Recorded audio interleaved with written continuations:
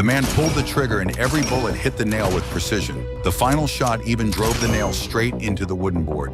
Then he picked up the pistol. The bullet ricocheted off the armor on his shoulder. The challenge continued to escalate. This time he had to hit the cup above his head. The man pulled the trigger and the cup fell to the ground. With that, the man earned the title of dueler. The next day, a nobleman challenged the man. The referee produced 2 revolvers, loading only one of them. He then placed both guns on the ground. The nobleman touched the first gun, then chose the second. The man picked up the remaining one. They raised their guns at each other, ready to pull the trigger simultaneously. But the man lowered his gun, letting the nobleman fire first.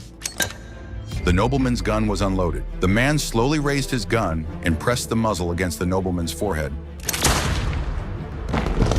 From that moment on, many nobles paid him high sums to participate in duels. Soon the man received another challenge to a duel. A curtain separated the 2 duelists. However, the sunlight cast the man's shadow onto the curtain. His opponent fired immediately. Everyone thought the man had been hit the next second.